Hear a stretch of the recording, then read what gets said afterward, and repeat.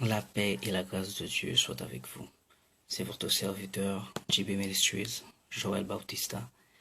Je suis encore venu pour vous parler de ce sujet qui est le tatouage. Mais aujourd'hui, je veux établir une chose juste avant de commencer. Je ne veux pas attirer votre attention sur ce que je dis, mais plutôt sur ce que la parole de Dieu déclare. Je le confesserai avec conviction, parce que ce n'est pas mon opinion. Et si quelque chose, au mieux encore la vérité, vous dérange, sachez que mon intention est d'exposer la parole de Dieu et non de la compromettre ou de complaire au monde. Ces capsules vidéo que je prépare ne font pas partie de mouvements révolutionnaires, mais c'est un appel aux visionnaires du royaume de Dieu. On parle des responsables d'église, on parle des diacres, on parle des docteurs qui enseignent le peuple de Dieu. On parle des membres de l'église, des aspirants, des inconvertis, des dirigeants et beaucoup de monde. Donc nous allons commencer avec une prière. Je sais je suis très matinal aujourd'hui. Seigneur, nous t'invitons à prendre place avec nous. Nous allons encore parler de ce sujet. Nous allons continuer sur ta voie. Et nous te demandons, Seigneur, d'être avec nous, de manifester ton Saint-Esprit dans ces paroles, et que ta grâce soit sur nous et sur ton peuple. Amen. Encore une fois, je vous dis bonjour.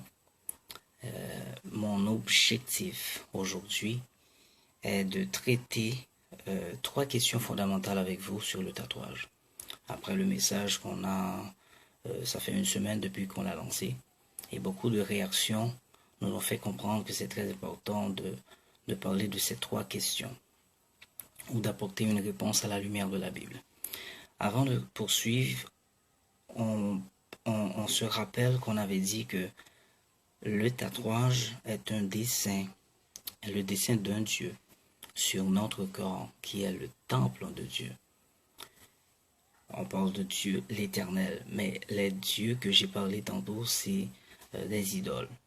Donc, sur le temple de Dieu qui est notre corps, qui représente un autel, qui représente également ce qu'on appelle l'idolâtrie, et ce qui entrave notre communion avec Dieu, qui est une source de péché. Selon 1 Corinthiens 6, verset 19, on peut établir que notre corps est le temple du Saint-Esprit. Mais comprenez très bien un principe avant de rentrer dans ces questions fondamentales. C'est un principe clé, c'est à partir de ce principe que nous allons parler. C'est que Dieu vous aime, mais pas notre péché. Allez lire dans Romains 5, verset 8 et Romains 3, verset 23, qui vous parle de cela. Et vous allez comprendre exactement où est l'amour de Dieu, comment ça se manifeste et pourquoi nous sommes ici. Donc, qu'est-ce qui se passe? La première question, c'est qu'est-ce qui se passe lors de notre conversion? Il y a beaucoup de versets qui parlent de cela dans la Bible, mais nous avons repéré Romains 6, verset 14, qui nous explique que c'est un passage de l'Ancien au Nouveau. On dit dans 2 Corinthiens 5, 17, il dit, on était une ancienne créature, on est devenu nouvelle. Donc, un homme ou une femme d'intérieur, c'est ce que nous sommes. Et nous commençons à prendre plaisir dans la parole de Dieu. Mais ce n'est pas encore complètement, nous ne sommes pas encore complètement débarrassés des vestiges du monde.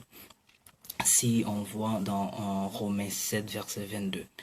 Et dans le verset 23, il dit, l'apôtre Paul dit, « Je vois dans mes membres une autre loi qui lutte contre la loi de mon entendement et qui me rend captif de la loi du péché qui est dans mes membres. » Lorsqu'on parle de membres, on parle de notre corps. Donc, disons pour la première question qui est, qu'est-ce qui nous arrive lors de notre conversion si nous avions un tatouage? C'est que nous sommes sauvés, vous êtes sauvés par la grâce. Mais notre communion avec Dieu est évolutive et doit être nourrie, puisque notre corps est en inimitié contre Dieu. Il contient tout ce qui peut déranger notre relation avec Dieu.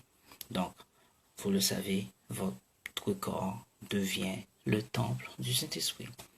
Et encore le verset pour corroborer ça, c'est 1 Corinthiens 6, verset 19. Notre deuxième question traite de notre ancienne vie.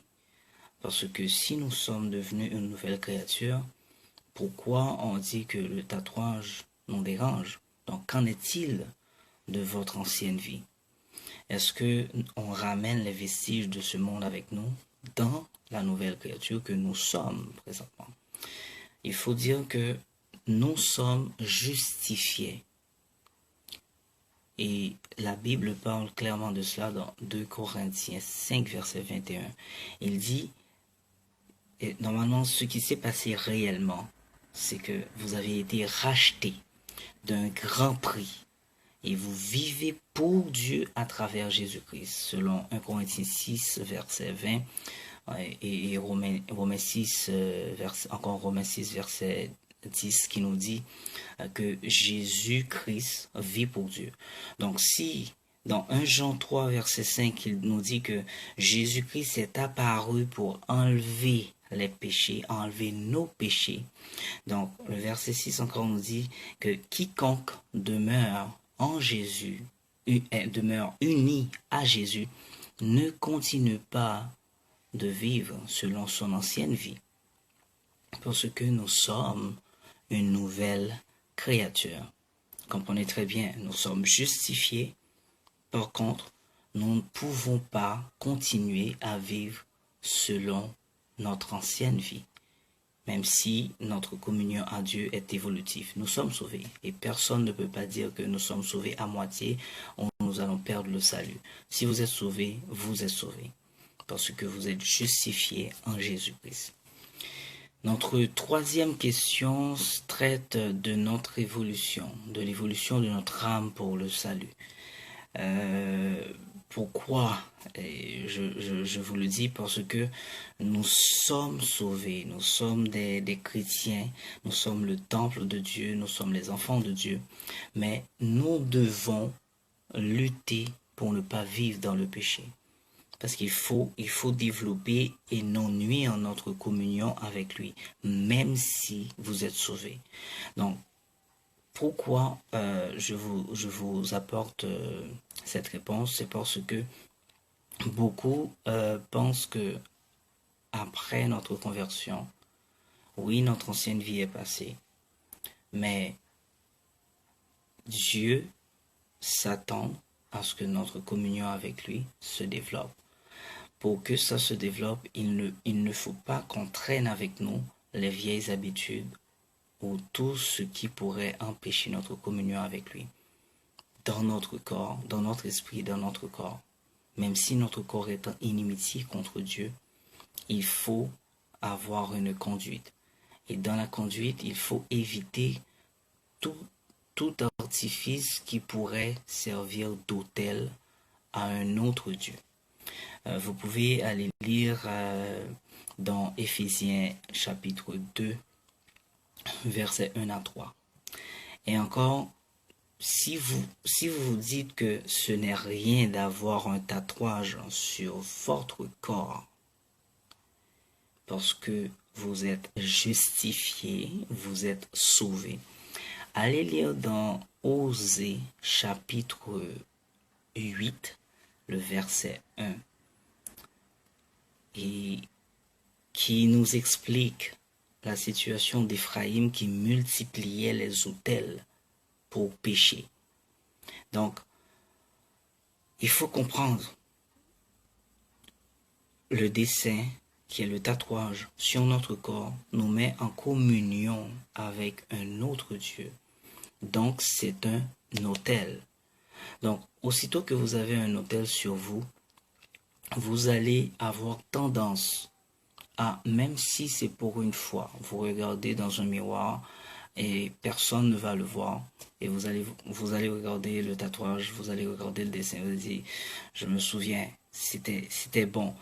Si vous allez quand même déclarer des phrases qui pour juste innocemment, que j'espère, juste innocemment, vous rappelle ce que vous étiez dans le temps. Mais c'est un risque, c'est pourquoi? Parce que cela peut vous amener à renouveler une alliance avec ce Dieu que vous aviez dessiné sur vous ou marqué sur vous.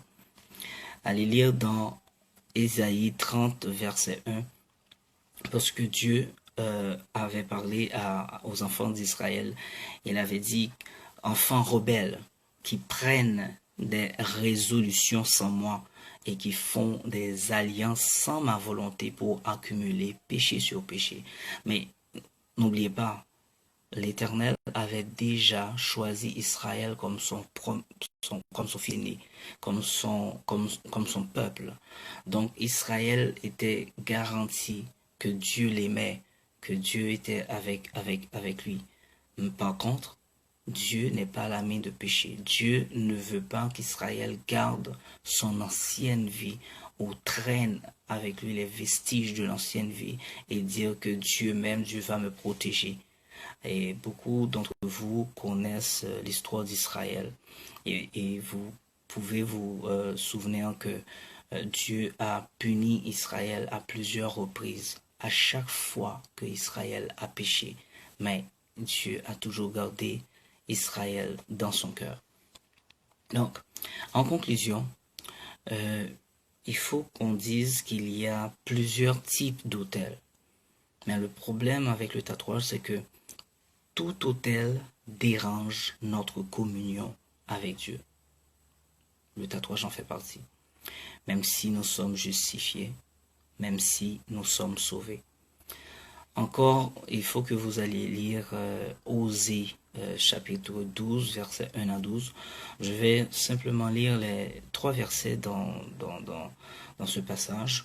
Il dit, à partir du verset 1, il dit, lorsqu'Éphraïm parlait, c'était une terreur. Il s'élevait en Israël, mais il s'est rendu coupable par Baal. Baal, vous le savez que c'est un dieu. Et Éphraïm avait dressé un autel pour ce Dieu. Et il est mort. Dans verset 2, il dit, maintenant ils continuent à pécher en parlant du peuple. Ils se font avec leur argent des images en fonte, des idoles de leur invention. Toutes sont l'œuvre des artisans. On dit à leur sujet que ceux qui sacrifient baisent les veaux. Et dans le chapitre 12, il faut comprendre que même si Dieu vous aime, nous a déjà sauvés, nous avons déjà le salut, il avait dit à Éphraïm, l'iniquité d'Éphraïm est gardée, son péché est mis en réserve. Dieu est un Dieu d'amour, Dieu est un Dieu qui va nous protéger, mais il ne va pas tolérer que nous gardons un souvenir d'un Dieu que nous servions avant notre conversion. Il ne va pas accepter cela. Je vais vous laisser parce que c'était juste pour vous répondre et diminuer certains doutes dans l'esprit des gens.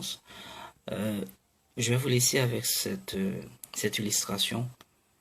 Voyez une épouse et un époux. Disons que l'épouse, c'est l'Église et que l'époux, c'est Jésus-Christ. L'épouse avait un ex-fiancé qu'elle aimait énormément, qu'elle était éperdument amoureuse. Arrivé un moment, pour manquer son amour, elle s'est fait tatouer une image de cette personne, de son ex. Mais cela n'a pas marché. Elle a compris que c'était pas son avenir. Et il a laissé son ancienne vie et a rencontré un époux, un homme, au nom de Jésus-Christ. Elle s'est fait marier avec Jésus-Christ. Donc, Jésus-Christ est son époux. Comment pensez-vous que cette communion exceptionnelle que cette épouse doit vivre avec Jésus-Christ, avec son mari, elle doit la nourrir? Est-ce que Jésus-Christ, est-ce que le mari, en regardant le visage de l'ex-fiancé sur son corps, est-ce que ça va couper quelque chose dans leur relation ou ça va diminuer son amour? Non, ça ne va pas diminuer son amour. Mais sachez quelque chose, que même si cela ne diminue pas l'amour du mari envers son épouse, il ne pourra jamais aimer le signe d'un autre amour sur le corps de sa femme. Comprenez très bien. Il ne pourra jamais aimer le signe d'un amour, d'un ancien amour sur le corps de sa femme. Je vais vous laisser avec cette réflexion. Et s'il y a d'autres questions, juste me les envoyer par texte ou envoyez-moi ça par message sur JB Ministry. Je prendrai le temps pour les lire et je vous reviendrai là-dessus. Je vais prier pour vous laisser. Seigneur, je te remercie pour ce moment. Je te remercie pour ta parole qui édifie, qui bénit. Et je te demande en tant que ton serviteur de bénir tous ceux et celles qui regardent cette vidéo. Tous ceux et celles qui cherchent une réponse. Peut-être les réponses que j'apporte ne sont pas suffisantes, mais ton esprit va illuminer les yeux de leur âme, les yeux de leur esprit, et les yeux de leur corps vont oublier que c'est eux qui dominent. Ta parole va triompher. Et on te demande, Seigneur, de garder toute personne qui regarde ce vidéo, toute personne qui cherche une réponse, toute personne qui se sent angoissée ou probablement angoissée par cette parole, avec ces versets, et qui se questionne toujours. Donnez-leur un mot d'encouragement, donnez-leur le discernement, donnez-leur la conviction. Et nous t'en prions, non pas parce que nous en soyons dignes, mais humblement nous t'en prions, au nom de Jésus. C'était votre serviteur JB Ministries, et je vous invite à partager ce vidéo, à vous abonner, parce que ça ne va pas s'arrêter là. C'est juste un échauffement pour vous présenter la parole, pour vous apporter la parole, pour évangéliser. Et nous travaillons d'arrache-pied pour vous préparer un support écrit. Donc, aidez-nous à prier Dieu. Priez Dieu pour nous, afin que cette inspiration grandisse et que Dieu trouve sa gloire dans cette œuvre qui commence petit à petit. Je vous laisse avec Philippiens 3, verset 12, qui dit « Je ne prétends pas avoir déjà atteint le but, moi, en tant que votre serviteur, le serviteur de Dieu et votre serviteur, je ne prétends pas avoir déjà atteint le but ou d'être déjà devenu parfait, mais je poursuis ma course pour m'efforcer d'en saisir le prix, car j'ai été moi-même saisi par Jésus-Christ. » Passez un bon dimanche.